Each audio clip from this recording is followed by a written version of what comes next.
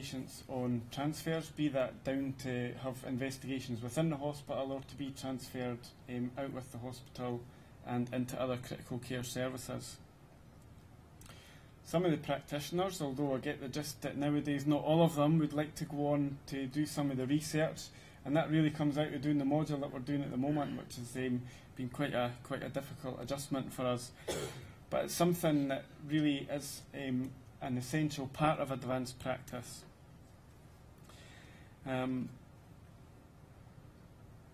The research part of it is going to be important as you kind of try and further your career, and also the implications with looking to publish pieces of research. I've already spoke about auditing of service provision, and we've recently been involved in restructuring of the medical emergency teams. At the Western General in Edinburgh, there's a current pilot going on of 2 weeks that we're looking to really rationalise the size of the medical emergency team. Traditionally, it was a team of anywhere between 10 and 20 predominantly medical staff that were at about an FY or a ST kind of level. And we're looking to rationalise that down and really have quite a succinct skill set and a small team of people that turn up and are familiar with each other, just to try and get it working a wee bit more effectively. And the advanced critical care practitioners are part of this team at the moment. Dr. Nimmo, who spoke earlier, is one of the clinical leads for advanced critical care practice under one of the practitioner arms of the Royal College of Anaesthetists, and latterly through the Faculty of Intensive Care Medicine. And there is a goal really to finalise and introduce a national education and competency framework that's based on the feedback of the trained practitioners that will pick out the best of the education programmes for across the UK and condense them into one nationally recognised qualification, potentially with an exit exam and a fully transferable qualification, with the possible introduction of a register similar to the ODPs and the physician's assistants. And finally, over the coming years, there is obviously scope to introduce the role of nurse consultants within critical care. We're not at that stage yet, and I think we're probably a good few years away from that, but it would be nice to work towards that goal, to have nurses that play a pivotal role in the delivering expert nursing input and management of the critically ill patients to the critical care team. It's a bit of a brief overview, but I hope that you would agree that we really have quite an exciting and worthwhile service that has resulted in an improvement in the delivery of critical care. And although there's still quite a lot of work to be done with it, it seems to have quite an exciting future ahead. And that's me. I don't know if anyone wanted to ask any questions. I'm happy to.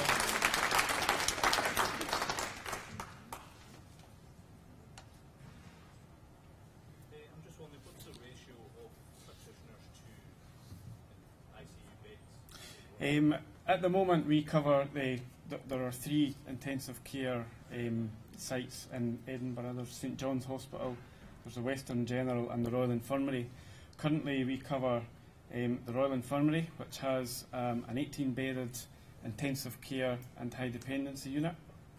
That's a kind of mixed speciality. It is a tertiary centre, and they also have a high dependency that I think's got about 10 beds, 12 beds. Then over at the Western site, there's a mixed ICU HDU that's got 16 beds in it. So we're looking at about kind of 35 beds at the moment.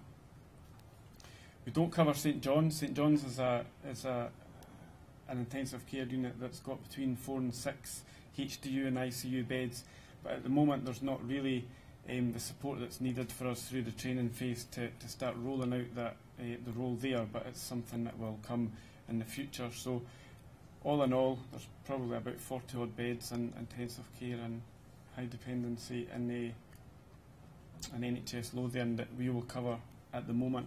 There is scope for us to be involved in other high dependency units that are more specialised throughout the trust. Can I ask you, what band are We're currently banded at a band 7. There are kind of some variances with, say, the banding across the UK from band 7 through to band 8A, and for some of the lead jobs up to a band 8B. And I think, or I would certainly hope, that the involvement of the Royal College of Anaesthetists and the kind of the efforts to try and have a national framework for the education and the exit exams will kind of bring it all into line. There are some differences with the services that we provide in terms of some practitioners need to be able to intubate patients, to do some surgical skills such as chest drain insertions, but really I think the underpinning knowledge and ability to really have good clinical decision making and all that is still the same regardless whether you take upon these practical procedures, and I don't really think the practical procedures should be the thing that changes from a band 7 to a band 8, because really it's about your ability as a practitioner, not specifically about your how good you are at the procedural skills. Well, there was in Lanarkshire last year. There was a pilot from that was really done by the blood transfusion service and the critical care practitioners that are out there, and it was really surrounding is it safe and can we put together a training programme that allows the advanced nurse practitioners to safely authorise blood and blood products. So it's something now that's been rolled out on a national basis. The blood transfusion service run study days that you can go along to and attend, and you have to do some online learning work, and obviously these are kind of really bringing your knowledge base up to date. You then go into the clinical area and you've got to do some case-based discussions on supervised practices before you're signed off as competent to authorise blood. So it is something that can be done through a formal procedure throughout Scotland now, I believe. Yeah.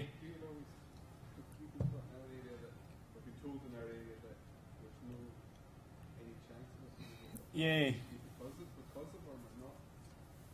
Yeah, I think we don't actually request or authorise the CT scans. That's done at a consultant level, and it's usually agreed between the consultant and one of the referring specialist doctors. So it isn't a decision that we make off our own back. It's always done with involvement of senior medical staff. But we are able to order them on the computer system and arrange for the scans to be done and discuss it with the radiologists if that needs to be done. Yeah. Do you have funding for more places in the next few years? I don't think we do currently, no. I think really the financial market has really changed quite a lot since we got the funding in 2008 to now. I really don't know what the future lies in terms of funding for projects on such a big scale. I mean, 14 practitioners is quite a big budgetary commitment, and although I think in the long run it is a very valuable service. I mean, we're all quite aware that the NHS doesn't really think past kind of much more than a couple of years. I mean, it would be really interesting to see where funding will come from as and when we become depleted, really, which is going to happen at some stage. I'm not sure how that will be tackled at the moment. Grand. Thank you all very much.